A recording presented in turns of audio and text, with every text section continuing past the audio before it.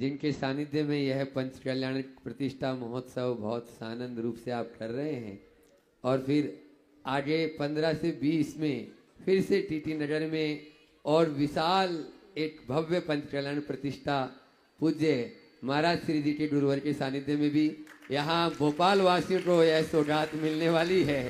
निश्चित रूप से भोपाल वाले बहुत पुण्यशाली है, और ये सब आदित्य हैं ही, क्योंकि सूरज कभी भेदभाव करता ही नहीं है। ऐसे ही आदित्य सागर जी महाराज के चरणों में आप सबकी ओर से और मैं अपनी ओर से विनय पूर्वक बारंबार नमोस्तु करते हुए कि भी वे भी अपनी संकाट के माध्यम से हम सबको ज्ञान की वो अपनी शंका भी रखेंगे और उससे पहले अपनी बात भी करें। हाँ, पूज्य महाराज श्री चरणों बारंबार त्रिकाल नमोस्तु नमोस्तु नमोस्तु। बड़े लोग छोटे लोगों की मन की बात समझ लेते हैं। परम पूज्य गुणायतन तीन प्रणेता प्रमाण सागर जी महामुनराज के चरणों में कोटि कोटि नमन। मंच में विराजित समस्त मुनियों के चरणों में कोटि कोटि नमन। सबसे पहले मैं एक बात बोलूंगा कि महाराज जी, गुरुदेव की आज्ञा और हमारे लिए जो आदेश मिला था कि इंदौर में जितने साधु भगवान आएंगे उनकी आगवानी और उनकी परिचर्या का ध्यान हमको रखना है। तो मैं सोच रहा था कि सुप्रभ सागर जी महाराज ने सुधा सागर जी को आमंत्रण दिया, मुझे कब मौका मिलेगा, और वो मौका आज मुझे मिल गया।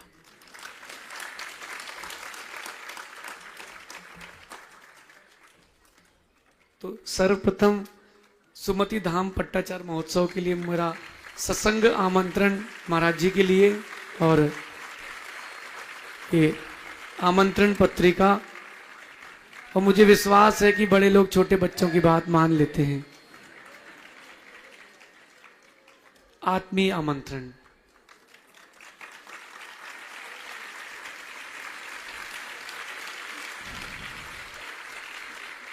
अब अपने प्रश्न पर आता हूं। दो प्रश्न करूंगा, बड़े संक्षेप से हैं। एक प्रश्न ये है महाराज जी की, प्रायः देखा जाता है कि कामयाब अकेले होना पड़ता है, दुनिया कामयाबी के बाद साथ देती है। कोई ऐसा दृश्य या कोई ऐसा चित्र या दिन जब आपको वो दिखा हो कि अभी दुनिया स्वार्थी है? और दूसरी चीज, जब कोई क्रिटिसाइज करता है तो आप उसको कैसा फेस करते हैं? नमोस्तु महाराज। पहले तो मैं कहूँगा कि आज का दिन आप सबके लिए भी आनंद का कारण बना है और हम लोगों के लिए भी हर्ष का विषय बना है। साधुजन जब साधुजनों से मिलते हैं तो स्वाभाविक रूप से हर्ष और प्रमोद भाव उत्पन्न होता है। आज जो कुछ भी घटित हुआ उसी सहज प्रमोद भाव की अभिव्यक्ति है। आप लोगों का आग्रह तो था ही, विशेष रूप से महाराज जी का आग्रह था। आप लोगों के आग्रह को तो मैं शायद नज़रअंदाज कर देता, लेकिन महाराज जी के अनुरोध को ठुकरा नहीं पाया और इसलिए गाड़ी की दिशा परिवर्तित हो गई और यहाँ आने का योग बना। ये भी बहुत अच्छी बात है। हम यहाँ आए हैं पंच कल्याणक के निमित्त से। जैसा अभी आपको बताया गया कि टीटी नगर में आगामी 15 से 20 फरवरी में पंच कल्याणक का आयोजन होना है। निमित्त वो बना, लेकिन मुझे लग रहा है मंगलाचरण आज हो गया है। पंच कल्याणक से पंच कल्याणक का मंगलाचरण हो, और ये भी आज आपका प्रारंभिक दिन है तो मंगलाचरण का ही दिन है। इसे मैं एक शुभ शकुन के रूप में देखता हूँ। बहुत अच्छी बात। महाराज जी ने बहुत ही आदर भाव प्रकट किया, पूरा संघ और हम लोग सब प्रमुदित हैं और यही संदेश देना चाहते हैं कि हम लोग एक दूसरे के प्रति ऐसा ही स्नेह और सद्भाव बनाकर रखें ताकि हम सबके जीवन में सरलता बढ़े, सकारात्मकता बढ़े और समाज में भी सकारात्मकता के साथ सौहार्द की वृद्धि हो। ये प्रयास करना चाहिए। महाराज जी ने जो सवाल किया है कि कामयाबी अकेले को मिलती है, क्या आपके जीवन में ऐसा कभी लगा कि दुनिया सब स्वार्थी है? देखिए, मैं अगर अपने जीवन की कहानी कहूँ तो ये कह सकता हूँ, मेरे जीवन में कई ऐसे अनुभव हुए जिस समय मुझे लगा कि सब अपने मतलब के गर्जी हैं। कई अनुभव जो अब मैं सार्वजनिक नहीं भी कर सकता, लेकिन ऐसा लगा, लेकिन मुझे हर मोड़ पर एक रचनात्मक प्रेरणा मिली। जब जब मेरे जीवन में ऐसे प्रसंग आए, बड़े बड़े चैलेंजेज आए, आघात हुए, लेकिन मुझे हर वक्त ताकत मिली। मैं पहले से ज़्यादा ताकतवर बन करके उभरा। मुझे बल मिला और मैं भीतर और बाहर दोनों रूप में अपने आप को मजबूत महसूस किया। मैं ये कह सकता हूँ, ये संसार का यथार्थ है। हर मनुष्य के सामने इस तरह की बातें आती हैं। विपरीत परिस्थितियों को एक चुनौती के रूप में स्वीकारना चाहिए और अपनी कुशलता से उसे उपलब्धि के रूप में परिवर्तित करना चाहिए। एक प्रसंग आया था, पूरा प्रसंग नहीं सुनाऊंगा, लेकिन उस प्रसंग में मैंने जो दृष्टिकोण अपनाया था वो आज आप सबके बीच सार्वजनिक करने में मुझे कोई संकोच नहीं। एक बार मैंने कहा था कि हवा के झोंके से शाख टूटी जरूर है, पर मैं इसे सूखने नहीं दूंगा, कलम बनाकर पेड़ बनाकर गुलाब खिलाऊंगा। बस जिस मनुष्य के अंदर ऐसा आत्मविश्वास होता है, जिसकी सोच सकारात्मक होती है, वह हमेशा ऊंचाइयों को छूता है। और अपने जीवन का ये मंत्र मानो। मेरे सामने बहुत कई चुनौतियां आई और मैंने हर चुनौतियों का स्वागत किया और बहुत सजिंदगी से उसका सामना किया, और मैंने पाया है कि हर चुनौती मेरे सामने उपलब्धि बनकर उभरी है।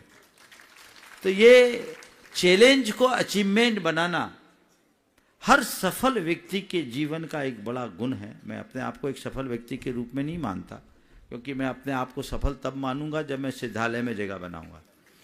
लेकिन ये मानता हूं कि हमें अगर अपने मार्ग में आगे बढ़ना है तो चुनौतियों को स्वीकार करने का मादा अपने भीतर रखे और अपनी कुशलता से उसे उपलब्धि के रूप में परिवर्तित करने की क्षमता विकसित करे। दूसरी बात, आलोचक तो होंगे ही। अगर आपके कोई आलोचक नहीं तो आप जिंदा नहीं। जिंदे की निंदा होती, मुर्दे को तो सब स्वर्गीय बोल देते हैं। तो आलोचना होगी। आलोचना जिंदा होने की पहचान है। उसे घबराइए मत। मैं कभी नहीं घबराता। मेरे जीवन का एक सिद्धांत है कि गाड़ी जितनी तेज चलती है, धुआं और धूल भी उतना ही उड़ती है।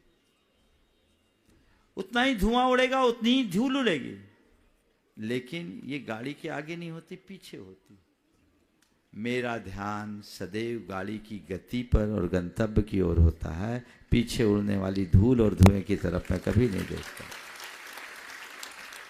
उसे कभी देखो ही मत, ये सहज होगा। हाँ, लेकिन एक सावधानी भी रखना है कि अपनी गाड़ी की गति का नियंत्रण नहीं खोना चाहिए और गंतव्य कभी ओझल नहीं होना चाहिए। सोच समझकर निर्णय लेना, आत्मविश्वास के साथ आगे बढ़ना और सकारात्मकता से उसे पूरा करना। मेरे सामने कई बार ऐसे प्रसंग आए जिसे एक चुनौती के रूप में लोगों ने देखा। खासकर मैं एक बता देता हूं, मेरे जीवन का एक लंबा समय गुणायतन के लिए लगा। गुणायतन मेरे सामने एक बहुत बड़ा चैलेंज था। जब बात आई कि 14 गुणस्थानों को प्रदर्शित करेंगे, मेरे से बहुत सारे साधुओं, त्यागियों और विद्वानों ने कहा, महाराज ये भावनात्मक तत्व को आप क्रियात्मक रूप से कैसे दिखाएंगे? मैंने कहा मैं दिखाऊंगा। कैसे दिखाऊंगा? बोले दिखाऊंगा और इस तरीके से दिखाऊंगा जिसको देखकर हर व्यक्ति के मुख से केवल वाह वाह और वाह निकलेगा। मैंने कहा और आत्मविश्वास के साथ कहा। उस समय मेरी कोई तैयारी नहीं थी, मैं लगा। और महाराज जी आपको बताऊं, 2007 से लेकर 2017 तक की 3 स्टोरी बोर्ड को मैंने डस्टबिन में डाला। एक से एक आर्ट डायरेक्टर आए,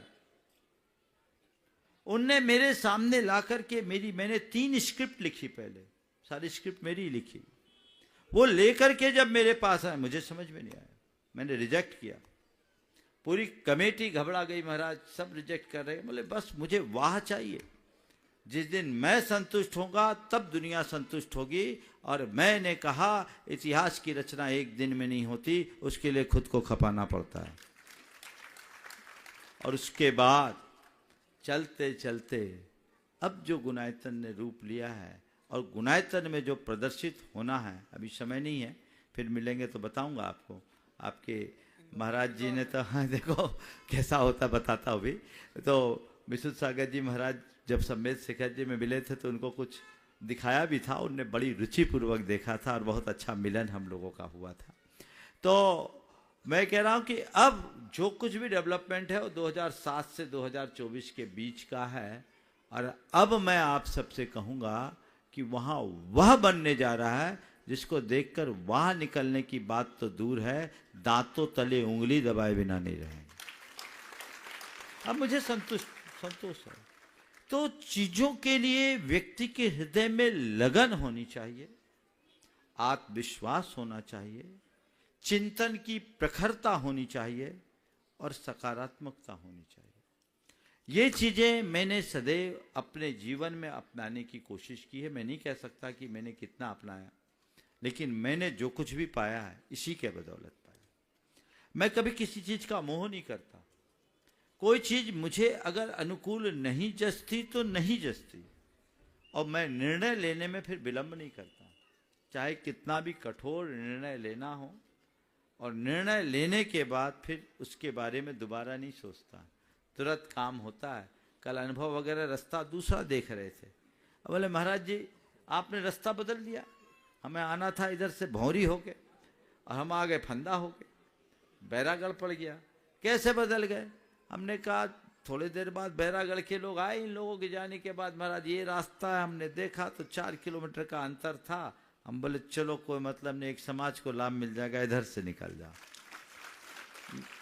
मैं उस समय ये नहीं कहा कि मैंने उधर कह दिया, कहा तो नहीं था, इनको देखने के लिए भेजा था। लेकिन निर्णय लेने के बाद कभी मुड़कर नहीं देखना चाहिए, निर्णय सुविचारित रूप में लेना चाहिए और अपने हृदय को आत्मविश्वास से भरकर रखना चाहिए। तो मैं ये कह सकता हूँ कि आज गुणायतन ने जो स्वरूप लिया, अभी आप लोग जो गुणायतन जाके देखते हैं वो तो उसका ऊपरी ढांचा है, उसकी आत्मा का तो आपने दर्शन ही नहीं किया। वहां जो चीज बनने जा रही है, सोरिंग राइड, जिसका आपने कभी नाम न सुना हो, सोरिंग राइड जो दुनिया में कुल 29 है, 30वीं गुणायतन में बन रही, जिसका नाम है समो शरण दर्शन। एक ऐसी राइड जो 16 मिनट की राइड है और विश्व की सबसे बड़ी राइड, वर्ल्ड की लार्जेस्ट राइड है और फर्स्ट रिलीजियस राइड है। दुनिया में जितनी भी राइड है वो एडवेंचरस है और 9 से 11 मिनट की। ये पहले 16 मिनट की राइड जिसमें लोग बैठेंगे, 12 मीटर हाइट पर जाएंगे, स्क्रीन से वो सिंक्रोनाइज होगा और ऐसा लगेगा जैसे साक्षात समो शरण में आप जा रहे हैं। उसे देखने के बाद आपको ऐसा नहीं लगेगा कि पंचम काल में सम्मेद शिखर के किसी ऑडिटोरियम में बैठे हैं, आपको ऐसा लगेगा कि चौथे काल में साक्षात भगवान महावीर के समो शरण में विचरण करें। ये उपलब्धि है। और एक ही राइड नहीं, अब तो एक राइड और बन गई जिस पर लगभग काम समाप्ति पर है, उसका नाम है सुमेरु वंदना। वो एडवेंचरस राइड है जिसमें सुमेरु पर्वत के चारों वनों का भ्रमण होगा और उस चारों वन में भ्रमण करने के उपरांत अंत में पांडुक वन में पांडुक शिला में भगवान का अभिषेक और पांडुक वन के अकृत्रिम जिनालय की वंदना होगी। जो चीजें शास्त्रों में हम लोगों ने पढ़ा है वो उसका जीवंत रूप, उसे देखने के बाद हर व्यक्ति को यह लगेगा कि अगर कोई अकृत्रिम जिनालय या समोसरण इस दुनिया में है या कभी हुआ है तो यही होगा, इससे भिन्न नहीं हो सकता। इस लेवल का काम है। इसी तरह एक मूवी है यात्रा आत्मा से परमात्मा की, 108 मिनट की, मिथ्या दृष्टि से लेकर सिद्ध अवस्था तक का संपूर्ण जीवन वृत्त, चतुर्गति भ्रमण से लेकर मोक्ष गमन तक की पूरी झांकी, जैन दर्शन में प्रतिपादित 14 गुणस्थानों का जीवंत रूप, जहां आने के बाद लोग जान सकेंगे कि क्या होता है मिथ्या दृष्टि किसे कहते हैं, सम्यक दृष्टि क्या होता है, श्रावक कैसे होते हैं, मुनिराज कैसे होता है ध्यान, कैसे होती है कर्मों की निजरा, क्या होता है केवल ज्ञान, कैसा होता है भगवान का समोसरण, कैसी खिरती है भगवान की दिव्य वाणी, कैसे करते हैं भगवान श्री विहार और कैसे होता है भगवान का मोक्ष गमन। ये सब बातें आप अपनी आंखों से देखेंगे। ऐसा लगेगा जैसे कि सब कुछ मेरे सामने घट रहा है। मैं कह सकता हूं कि पोथियों की बातों को पलों में जानने का अवसर आप सबको प्राप्त होगा। तो ये पूरा का पूरा परिदृश्य वहां है। तो ये एक पूरी सतत चलने वाले शोध का परिणाम है और सतत प्रयत्न का परिणाम है। तो आपने जो बात कही, आलोचनाएं होती है, उससे घबराना नहीं चाहिए, पर कोई आलोचना करे ऐसा काम नहीं करना चाहिए और ना किसी की आलोचना करनी चाहिए। मैंने अपने जीवन में ये 2 बातें आत्मसात की। मैं कभी किसी की क्रिटिसाइज नहीं करता, किसी विषय में टिप्पणी नहीं करता, और कोई आलोचना करे चला कर ऐसा काम नहीं करता। अब जिनको आलोचना करना है, कुछ लोग हैं हमारे समाज में जिनको चावल में कंकर ही बिनना आता है, वो उनका धर्म है, वो कंकर बिनेंगे, वो उनका काम, पर हम तो चावल बिनने वाले लोग। तो हम लोग मेरी आलोचना करें ऐसा काम मत करो और कभी किसी की आलोचना मत करो। अपनी लाइन लंबी करते जाओ, जितने आलोचक हैं उनके मुंह अपने आप बंद हो जाएंगे, रास्ता खुल जाएगा। महाराज जी और पूछ सकते हैं? हाँ, बस हमारी एक और इच्छा है कि हाँ, महाराज जी की बात तो रही गई। महाराज जी ने अभी सुमति धाम पट्टाचार्य महोत्सव में पधारने का आमंत्रण दिया। अभी तो मैं सुमति धाम होकर के भी आया हूँ। इंदौर में मनीष भाई ने सपरिवार अनेक बार अनुरोध किया, अनुकूलता होती तो हम वहीं रुक जाते, अभी यहाँ आने का काम नहीं था क्योंकि इंदौर वालों का मन भरा नहीं। पर आपने निवेदन किया, अभी से हम क्या कहें, अगर योग बनना हो तो हो सकता है बदल जाए, लेकिन कह नहीं सकते। अभी गाड़ी तो दूसरी दिशा में निकली है, पर मेरी सद्भावनाएं पूरे उस कार्यक्रम के लिए है जो मैं आपके माध्यम से वहां पहुंचाता हूं। ये हमारा और लिखित महाराज जी ने अपना साहित्य भेंट किया है, तो आदान के साथ प्रदान भी होना चाहिए। और पूज्य गुरुवर की 4 बातें 14 भागों में ये अभी प्रतीक स्वरूप इतना, और बाकी टेक्स्ट में जो है दे देंगे। पूज्य महाराज श्री द्वारा रचित है और सहजता देखो, आदित्य सारी महाराज जी ने सहज रूप में कहा 4 बातें तो आपकी मुझे चाहिए ही। मतलब इस प्रकार का ये बहुत ही सहज और सरल स्वभाव है महाराज जी का।